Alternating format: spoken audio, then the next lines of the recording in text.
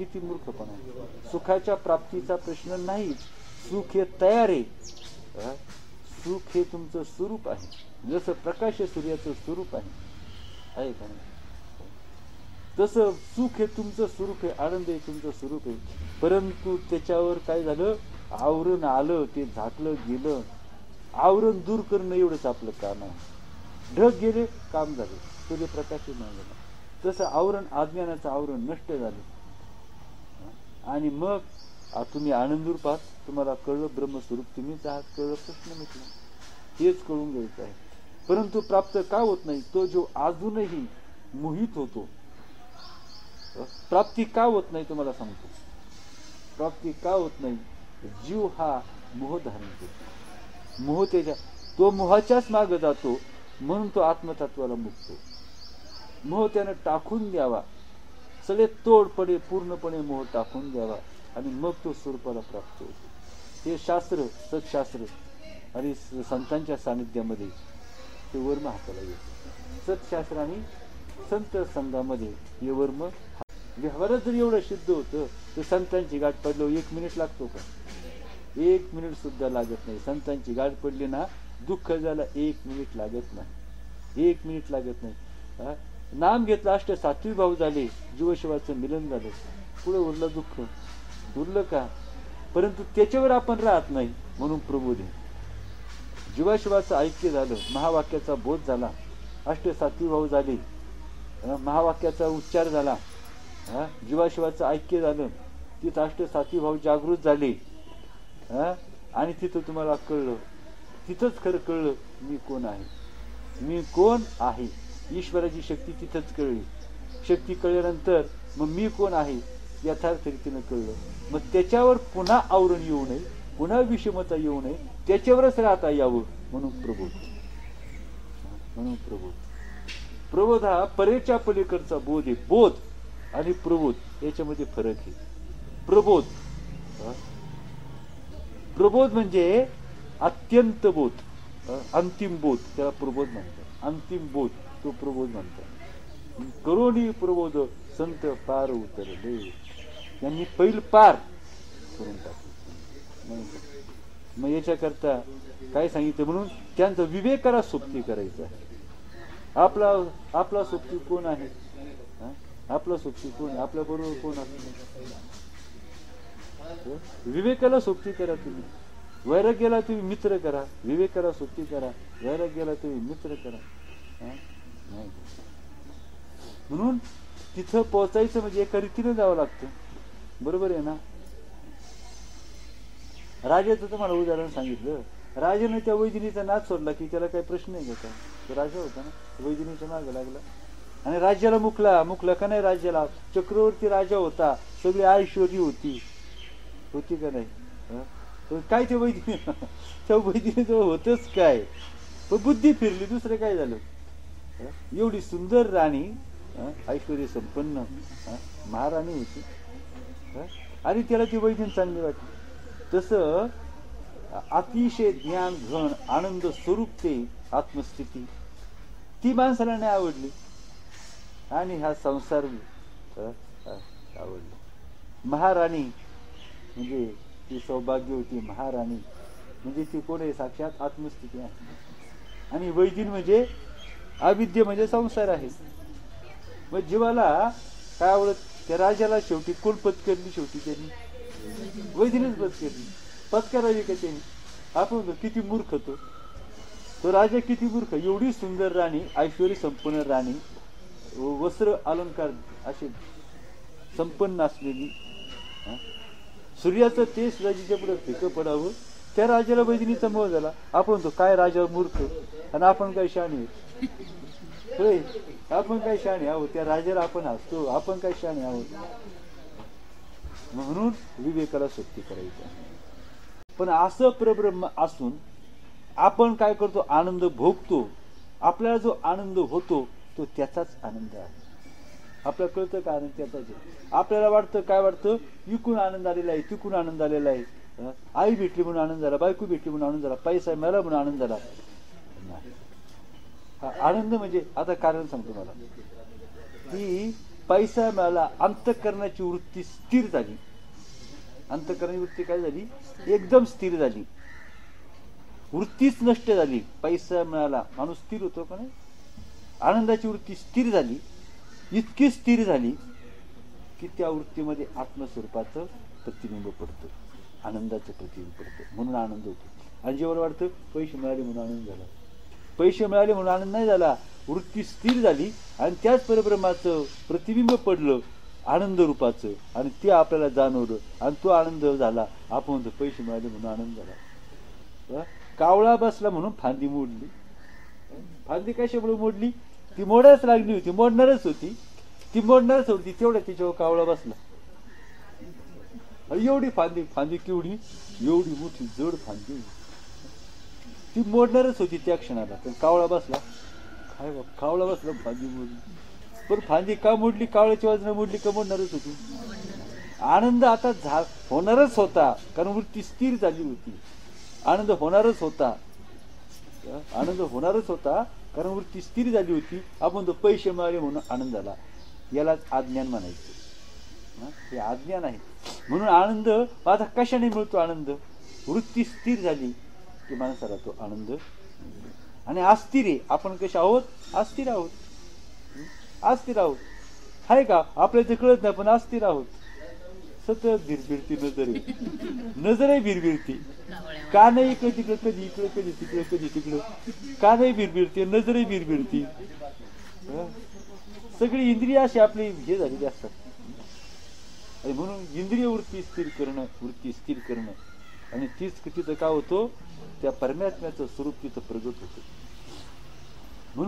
म्हणून ह्या जगदरूपी भ्रमाचा निराश झाला. म्हणजे जग हा भ्रम आहे, दिसतंय तो भ्रम आहे. आणि म्हणूनच इथं दृश्याचा अभाव सांगितलं ना, दृश्याचा अभाव, दृश्याचा अभाव. आता उदाहरणार्थ एखादा मनुष्य, तो त्यानं काय केलं होतं? दारू पिणारा समजा, त्याने दारू सोडून 2-4 दिवस झाले, आणि तो बहिणीच्या गावाला गेला. म्हटलं काय होतं? रे म्हणला बेचैन झाले. म्हटलं बहिणीच्या गावात जर 4 दिवस जरा स्वस्त झाला होता, तिथं दारू सोडून नंतर असं. बहिणीच्या घरी गेला, तिथं समोरच अड्डा होता. समोरच अड्डा होता, तिच्या बहिणीच्या घरात समोरच अड्डा होता. तुम्ही सांगा काय त्याची अवस्था? त्याला काही केल्या, कसल्याही परिस्थितीमध्ये त्याला रावलं नाही, आणि तिथून जाऊन आलाच नाही का. समोर पाहिल्यावर काय झालं? इच्छा प्रगट झाली का ना? इच्छा प्रगट झाली ना, म्हणून दृश्याचा अभाव करायचा. दृश्य नाहीच, परंतु दिसतंय, आणि हाच भ्रम घालवायचा, म्हणून दृश्याचा अभाव करायचा. आणि या दृश्यानं परब्रह्म झाकलं गेलेलं आहे. मग दृश्याचा अभाव करायचा म्हणजे तत्वज्ञानाचा आधार घ्यायचा. केवळ विचारानं दृश्याचा अभाव कशाने होणार आहे? फक्त विचाराने. सांगतो बरं का, दृश्याचा अभाव फक्त विचार, दुसऱ्या कोणत्याही कारणाने होणार नाही, दुसऱ्या कोणत्याही उपायाने होणार नाही. जादू टोना इथं नाही. इथं कोटी जन्माचे संस्कार जे आहेत दृश्य सत्यत्वाबद्दलचे, ते कोटी जन्माचे संस्कार घालवण्यासाठी इथं आपल्याला प्रभावी विवेकाचा, विचाराचाच आधार घ्यावा लागेल, सत्शास्त्राचाच आधार घ्यावा लागेल, महात्म्याचाच आधार घ्यावा लागेल, पुन्हा पुन्हा विचार करावा लागेल. दृश्याचा अभाव.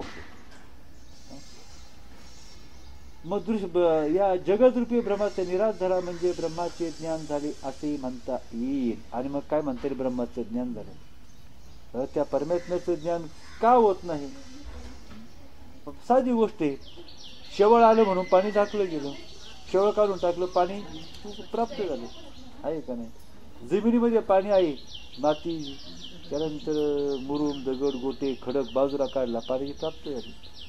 यांनी खडकापर्यंत माती, दगड यांनी पाणी झाकून टाकले, आणि हे बाजूला सारले की पाण्याची प्राप्ती आहे. तसं त्या परब्रह्मावर या जगदरूपी आवरण आलेले, दृश्याचं आवरण आलेले. बरं, आता विचार करा, दृश्याचं आवरण ह्या परब्रह्मावर आलं म्हणून दृश्य बाजूला सारायचे.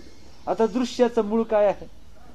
ती ब्रह्मप्राप्ती आहे, परंतु ज्ञान साधण्याशिवाय आहे. अज्ञानाची निवृत्ती घालता, अज्ञानाची निवृत्ती न करता ती परिस्थिती प्राप्त झालेली आहे. काय झालं तुम्हाला उदाहरण सांगतो. मुलगी गार्डन मध्ये आली, आणि ती आली असता राऊंड मारत असताना समोर एक तरुण आला. तिच्या समोर आला, ती अशी काहीतरी कामानिमित्त एक दोन शब्द बोलला, निघून गेला. 4 दिवसांनी 8 दिवसांनी काय झालं, तिच्याशी तिचं लग्न जमलं. आता तिला भेटला, आता तिला नवरा म्हणून भेटला. आता तिला कसा भेटला? नवरा म्हणून भेटला. आधी भेटला होता तो नवराच होता ना, पण त्याचा उपयोग होता का नवरा म्हणून? साधनाशिवाय मिळातेची प्राप्ती झाली होती. काही व्यवहाराशिवाय, काही साधनाशिवाय, काही विचाराशिवाय त्याची प्राप्ती झाली. आधी तो भेटला नवराच होता, तरी पण नवरे पण त्याला नव्हतं आणि हिला बायको पण नव्हतं. आता ती बायको झाली, हा नवरा झाला. म्हणजे आज्ञा नष्ट झाल्याशिवाय ब्रह्माची प्राप्ती होती, परंतु आज्ञा नष्ट करण्याची क्रिया झालेली नव्हती. आज्ञा नष्ट केलं की मग ती ब्रह्माची प्राप्ती. मग ते काय, आता तिचा नवरा कायमचा झाला नाही का? झाला का नाही आता नवरा कायमचा? आता शेवटपर्यंत नवरा झाला, आयुष्यभर नवरा झाला. आधी भेटला होता, परंतु त्या भेटण्याचा उपयोग नव्हता. काही व्यवहार सुद्धा देणं गेलं सुद्धा पाहणं सुद्धा नव्हतं तोपर्यंत. तिच्या डोक्यात विषय नाही, याच्या डोक्यात विषय नाही, काहीतरी आपलं काम निमित्त असं 2 शब्द बोलून निघून गेले. तिला काय वाटलं, याला काय वाटलं नाही. पुन्हा पुढच्या वेळेला गाठपडी म्हणतो, चल ना लवकर, आठव लवकर. किती वेळ झालाय आता? आठव किती वेळ झाला, तुम्ही थांबा ना जरा. तो आठव लवकर, मला उशीर झालाय. आता ती याशिवाय निघतो का? मग जाताना विचारत सुद्धा नाही. पहिल्या भेटीमध्ये गाठ पडली, जाताना विचारत सुद्धा नाही. आणि आता तिला घेतल्याशिवाय जात नाही का? अखंड प्राप्ती आहे. अखंड प्राप्ती सोडू शकत नाही. एकदा ब्रह्मस्थिती प्राप्त का सोडता येत नाही, सोडू शकत नाही. म्हणून त्याच्याकरता काय सांगितलं? दृश्याचा निराश. दृश्याचा निराश होण्याकरता मनाचा निराश, आणि मनाचा निराश होण्याकरता अज्ञानाचा निराश. मनाचा निराश होण्याकरता काय करावं लागतं? अज्ञानाचा निराश करावा लागतो. अज्ञानाचा निराश होण्याकरता काय लागतं? ज्ञानाची प्राप्ती लागते. ज्ञानाशिवाय अज्ञान जाईल का? तुम्ही मला सांगा, प्रकाशाशिवाय अंधार जाईल नाही. मग ज्ञानाशिवाय अंधार जाईल का? ज्ञानाशिवाय अज्ञान जाईल का? नाही. मग अज्ञानाची प्राप्ती, अज्ञानाचा निराश होतो. अज्ञानाचा निराश झाला का मन नाही, मन झालं का दृश्य नाही, आणि दृश्य झालं नाही म्हणून पुढचे दुःख वगैरे ते परिणाम नाही त्याचे. दृश्याचा अभाव होणे हा ब्रह्मज्ञानाचा एकमेव उपाय आहे. किती सुंदर सांगितलं. दृश्याचा अभाव हाच ब्रह्मज्ञानाच्या प्राप्तीचा रोखोक मार्ग. आपल्याला काय करायचं आहे आता? आपण क्रम, हाच ब्रह्मज्ञानाचा एकमेव उपाय आहे. कळलं ना ताई? म्हणून दृश्याचा अभाव, त्याच्याकरता मन मारून उन्मन करा. मन मारून उन्मन करा आणि मग दाटी उघडा ज्ञानेश्वर. उन्मणीच्या सुखा आत पांडुरंग भेटो दे. दुसऱ्या कोणत्याही उपायाने किंवा कोणत्याही कर्माने ते ज्ञान होऊ शकत नाही. आत्मज्ञान कशानेच होत नाही.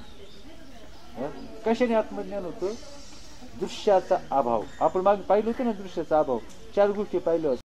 रोखोक सांगितलं. दुसरा उपायच नाही याला आत्मज्ञान व्हायला, मोक्ष स्थितीला. दृश्याचा अभाव हे ज्ञानाचा एकमेव साधन आहे. आणि आता दृश्याचा अभाव. आता दृश्य दिसतं, याचा याला काय करावं, कसं घालवायचं हे दृश्य सांगा ना तुम्ही. हे दृश्य घालवणं सोपं आहे? दृश्याचा अभाव करणं. याला कोणती साधनं लागतील? JCB लागतील का बुलडोजर लागतील? आणखी काय लागेल? दृश्याचा प्रत्यक्ष नाश न. आणि दृश्याचा नाश कोणाला करता येणार? कोणी समर्थ आहे का दृश्याचा नाश करायला? ईश्वराने निर्माण केलेली सृष्टी, तिचा नाश करायला कोणी समर्थ नाही. दृश्याचा प्रत्यक्ष नाश. आता पहा, ते सांगितलं, सुंदर सांगितलं. दृश्याचा प्रत्यक्ष नाश न होताही त्याचा अत्यंत अभाव अनुभवास आल्यानंतर जे तत्व शिल्लक राहते तेच परम असून त्याचे ज्ञान ज्याला होते तोच अखेरीस जगद्रूप बनतो. नाही आता थोडंसं अवघड आलेलं इथं. काय सांगितलं? दृश्याचा प्रत्यक्ष नाश करण्याची गरज नाही, परंतु त्याचा अत्यंत अभाव अनुभवास येतो. तो कधी अनुभवास येतो? मग ब्रह्मस्थितीच्या अवस्था आहेत, जगप्रतीतीच्या 2 अवस्था आणि आत्मप्रतीतीच्या 2 अवस्था. तर समाधी आणि सुषुप्ती ही आत्मप्रतीची अवस्था आपल्याला समजून घ्यायची. सुरुस्थिती शेवटचा भाग. आणि जगप्रतीतीच्या अवस्था 2 आहेत. जगप्रतीतीच्या अवस्था कोणत्या? स्वप्न आणि जागृती. स्वप्नात आणि जागृतीत जग कळतं, बरोबर आहे ना? स्वप्नात आणि जागृतीत जग कळतं आणि सुषुप्तीमध्ये आणि समाधीमध्ये देव कळतो, बरोबर आहे का नाही? आणि स्वरूप स्थिती म्हणजे देव होणं. स्वरूप स्थिती तर आपला कळण्याचा विषय आहे. जग कळणं, देव कळणं आणि देव होणं हा पुढचा टप्पा आहे. जग कळतं, जागृती स्वप्न. देव कळतो, स्वप्न आणि समाधी. आणि देव होता येतं, ती स्वरूप स्थिती. आता ऐका, दृश्य पदार्थ ओसरिता. पाणी शेवळ बाजूला साडलो, खाली काही शिल्लक राहत, पाणी शिल्लक राहत. भिंती चित्र पुसून टाकली, काय शिल्लक राहते? भिंत शिल्लक राहते. मग दृश्यचा अभाव झाला, मग काय शिल्लक राहते? ब्रह्म शिल्लक राहते. दृश्याचा अभाव झाला की काय शिल्लक राहते? ब्रह्म शिल्लक राहते, नाही का? मग दृश्य पदार्थ ओसरिता. अवघा आत्माची तत्वता. निहेटून विचारे पाहता दृश्य मुळीच नाही. दृश्य नाहीच, हे ज्ञान आहे. जो दृश्याला सत्य मानतो तो अज्ञानी म्हणतात, बद्ध म्हणतात. दृश्याला सत्य मानतो तो अज्ञानी आणि बद्ध. दृश्य नाहीच असं म्हणणारा तो ज्ञानी असतो आणि जीवनमुक्त असतो. दृश्य नाही असं म्हणणारा अनुभवानं, बरं का, दृश्य नाही असं म्हणणारा कसा असतो? ज्ञानी असतो आणि जीवनमुक्त असतो.